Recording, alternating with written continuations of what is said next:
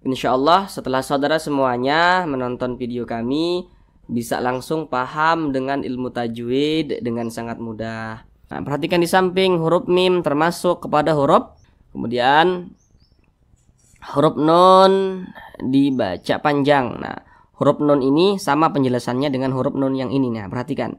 Fokus lagi ke rumus matobi'i yang di kotak warna merah. Nah. Assalamualaikum warahmatullahi wabarakatuh.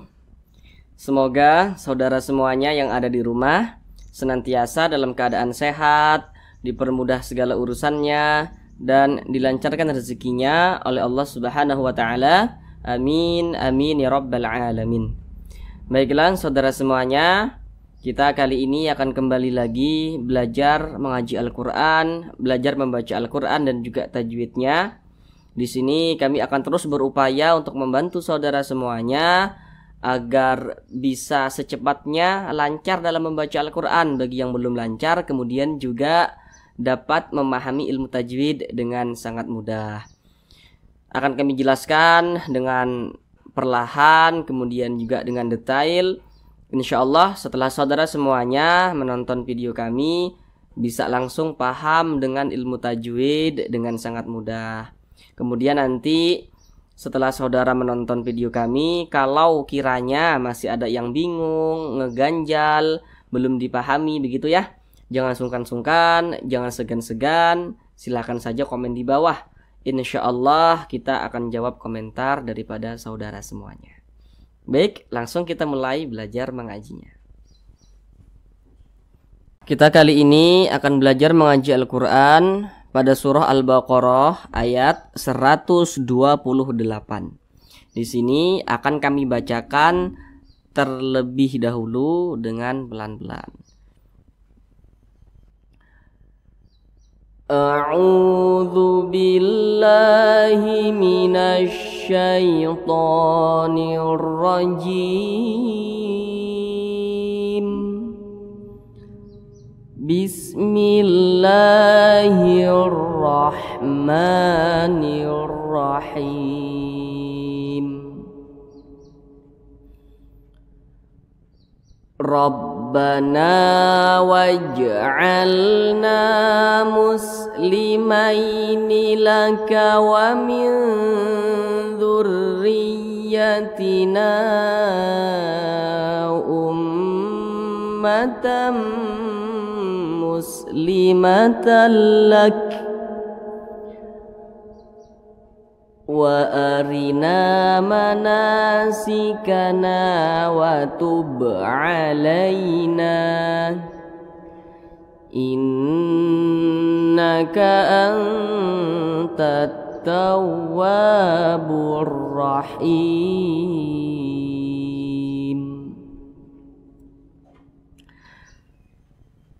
Baik, sekarang kita bahas tentang tajwidnya dengan pelan-pelan.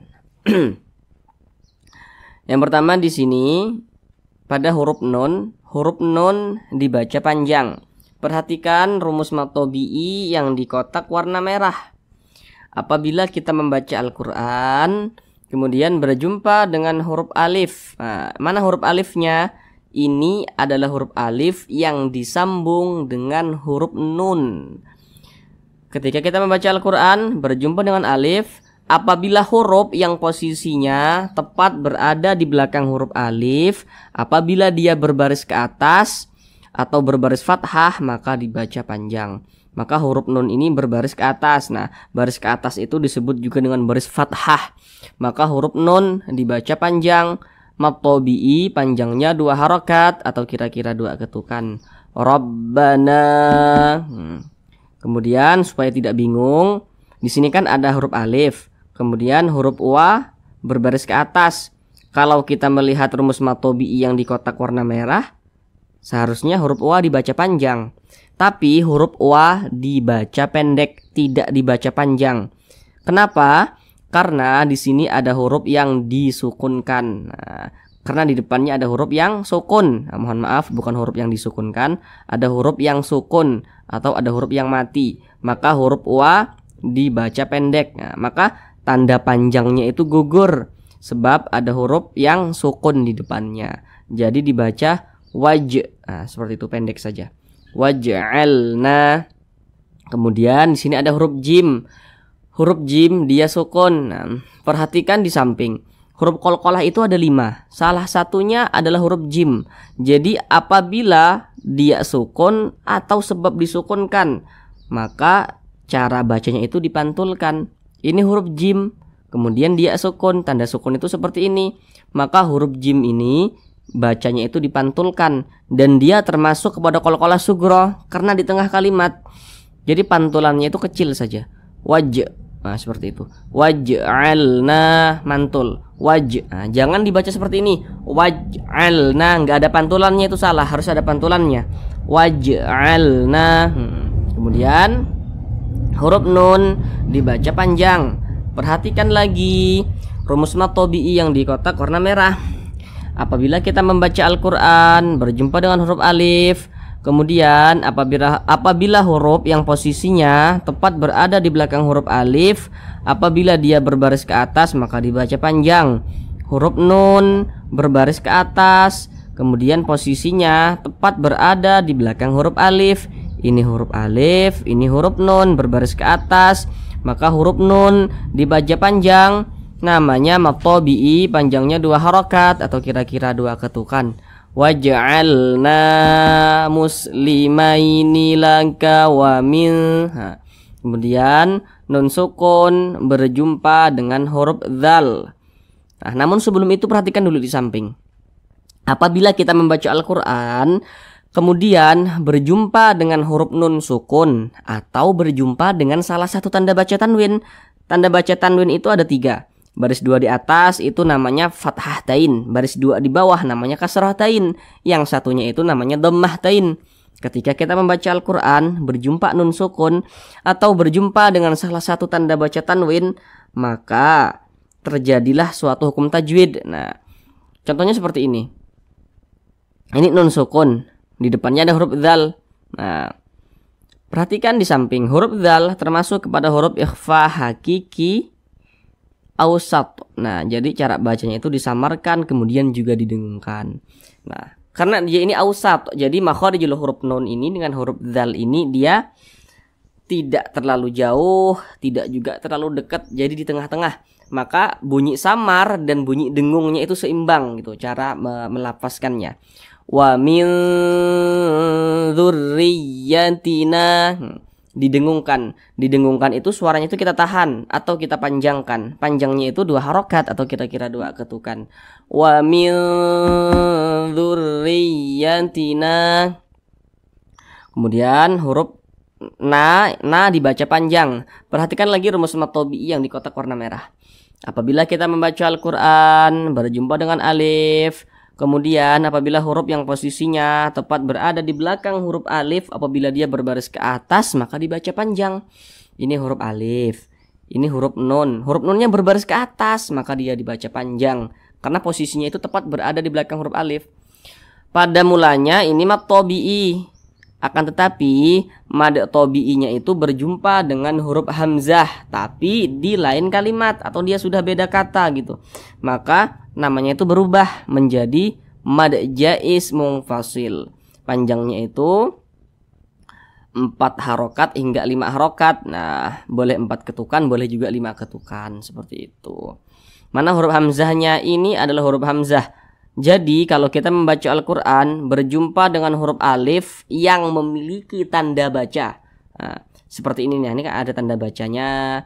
Ini yang di bawah ini ada alif, di atasnya ini ada tanda bacanya, maka itu adalah huruf hamzah. Karena kalau huruf alif itu dia tidak bisa memiliki tanda baca. Kalau yang ada tanda bacanya itu adalah huruf hamzah. Wa min dzurriyyatina ummatam. Kemudian huruf mim bertasydid. Perhatikan di samping huruf mim bertasydid, huruf nun bertasydid itu hukumnya gunnah musyaddadah. Dengan catatan di belakang daripada huruf nun yang bertasydid, huruf mim yang bertasydid itu ada huruf yang berbaris dhammah atau berbaris kasroh. Berbaris kasroh itu baris ke bawah, atau berbaris fathah. Baris fathah itu berbaris ke atas. Nah, maka hukumnya gunnah musyaddadah. Ini ada mim bertasydid, di belakangnya hurufnya berbaris dhammah. Nah, ini gunnah musyaddadah. Didengungkan cara bacanya itu, dengungnya itu 2 hingga 3 harokat. Boleh 2 ketukan, boleh 3 ketukan. Ummatam, tanwin berjumpa dengan huruf mim. Nah, perhatikan di samping huruf mim termasuk kepada huruf idgham bi gunnah. Jadi cara membacanya itu dimasukkan kemudian juga didengungkan. Apa yang dimasukkan? Maka bunyi tanwin ini dimasukkan ke huruf mim. Jadi dibaca ummatam. Jangan dibaca ummatan muslimatal lak. Jangan, tapi dimasukkan ummatam. Nah, seperti itu. Didengungkan. Ummatam muslimatal lak. Kemudian tanwin berjumpa dengan huruf lam. Perhatikan di samping huruf lam termasuk kepada huruf idgham bila gunnah. Cara bacanya itu dimasukkan tapi dia tidak berdengung. Nah, jadi dimasukkan tapi dia tidak berdengung, dibaca pendek saja. Muslimatal lak. Nah, dimasukkan bunyi tanwin ini dimasukkan ke huruf lam. Jadi dibaca limatal, matal. Jangan dibaca matan lak tapi dibaca matal lak. Nah, seperti itu. Tidak didengungkan. Kemudian di sini huruf kaf kita baca sukun. Nah, karena kita berhenti pada huruf kaf. Jadi ketika kita membaca Al-Quran berhenti pada huruf yang tidak dibaca panjang, maka huruf tersebut harus kita sukunkan. Huruf kaf ini kan dia pendek, maka kita berhenti pada huruf kaf, maka huruf kaf disukunkan. Jadi dibaca muslimatal lak. Nah, seperti itu. Jangan dibaca muslimatal laka, jangan, tapi dibaca muslimatal lak. Nah, kemudian huruf kaf kalau dia sukun itu ada hembusan angin yang berdesis daripada mulut kita yang keluar. Lak, lak. Nah, seperti itu. Karena huruf kaf itu dia memiliki sifat hamas gitu. Muslimatal lak. Nah, seperti itu. Kemudian di sini ada tanda waqaf sod dengan lam yang bermakna al-waslu aula. Jadi maksudnya itu kita tidak berhenti di sini, tapi dilanjutkan, cara bacanya itu dilanjutkan, itu lebih utama. Nah, tapi misalkan kita berwakaf di sini atau berhenti di sini juga tidak apa-apa. Muslimatal lak, berhenti tidak apa-apa, tapi kalau dilanjutkan lebih utama. Ummatam muslimatal laka wa arina, dilanjutkan, tidak berhenti juga tidak apa-apa. Itu lebih utama seperti itu. Kemudian huruf nun dibaca panjang. Nah, huruf nun ini sama penjelasannya dengan huruf nun yang ini. Nah, perhatikan. Fokus lagi ke rumus matobi'i yang di kotak warna merah. Nah, ketika kita membaca Al-Quran berjumpa dengan alif, ini huruf alif yang disambung dengan huruf nun. Apabila huruf yang posisinya tepat berada di belakang huruf alif, apabila dia berbaris ke atas maka dibaca panjang. Huruf nun dibaca panjang karena dia berbaris ke atas dan posisinya tepat berada di belakang huruf alif. Ini huruf alif, ini huruf nun berbaris ke atas maka dibaca panjang. Matobi'i panjangnya 2 harokat atau kira-kira 2 ketukan. Kemudian ini na juga sama, matobi'i karena di sini ada alif, huruf nun berbaris ke atas. Nah, sama dengan ini penjelasannya. Matobi'i juga, ini juga sama, mad tobi'i juga karena di sini ada alif, huruf nun berbaris ke atas. Nah, ketiga-tiganya ini panjangnya 2 harokat atau kira-kira 2 ketukan. Wa arina manasikana wa tub alaina. Kemudian di sini ada huruf ba, dia sukun. Perhatikan di samping huruf qalqalah itu ada 5, salah satunya huruf ba. Kalau dia sukun atau karena disukunkan maka cara bacanya itu dipantulkan. Ini huruf ba, kemudian dia sukun, maka dipantulkan cara bacanya. Watub, mantul seperti itu. Watub, jangan dibaca watub alaina, nggak ada pantulannya, itu salah. Watub alaina, seperti itu. Qalqalah sugro, pantulan itu kecil saja. Karena dia di tengah kalimat maka dinamakan qalqalah sugro atau qalqalah kecil. Watub alaina. Kemudian ini huruf nun matobi'i. Nah, penjelasannya itu sama dengan yang ini tadi. Nah, dengan yang ini itu sama dengan yang ini nih sama juga nih. Nah, Karena di sini ada alif, kemudian huruf nun berbaris ke atas. Nah, ada alif, kemudian huruf yang posisinya tepat berada di belakang huruf alif dia berbaris ke atas. Nah, maka dibaca panjang. Matobi'i panjangnya 2 harokat atau kira-kira 2 ketukan. Alaina. Nah, seperti itu. Kemudian di sini ada tanda wakaf berbentuk jim kecil. Nah, ini artinya wakaf jaiz. Jadi berhenti di sini tidak apa-apa, dilanjutkan juga tidak apa-apa. Terserah kita mau berhenti di sini atau mau dilanjutkan juga terserah kita, seperti itu. Kemudian ini ada huruf nun bertasydid. Nah, perhatikan lagi di samping. Huruf nun bertasydid, huruf mim bertasydid hukumnya gunnah musyaddadah. Nah, ini huruf nun bertasydid hukumnya gunnah musyaddadah karena di belakang huruf nun bertasydidnya itu dia berbaris dhammah atau berbaris kasrah atau berbaris fathah, dan di sini yang kita temui di belakang huruf nun bertasydid itu berbaris kasrah. Nah, maka ini hukumnya gunnah musyaddadah. Didengungkan, dengungnya itu 2 hingga 3 harokat atau 2 hingga 3 ketukan kira-kira. Innaka ant. Nah, di sini nun sukun berjumpa dengan huruf ta. Antat tawwabur rahim. Nah, huruf ta perhatikan di samping termasuk kepada huruf ikhfa hakiki aqrab. Nah, jadi dibacanya itu disamarkan, didengungkan, akan tetapi aqrab karena makharijul huruf nun dengan huruf ta dia masih deketan. Nah, begitu. Jadi dia bunyi samarnya itu lebih dominan daripada bunyi dengungnya. Jadi dia lebih condong berbunyi n, tapi disamarkan. Seperti itu. Antat tawwabur rahim. Nah, kemudian wa dibaca panjang. Perhatikan lagi rumus matobi yang di kotak warna merah. Apabila kita membaca Al-Quran berjumpa dengan huruf alif, ini huruf alif.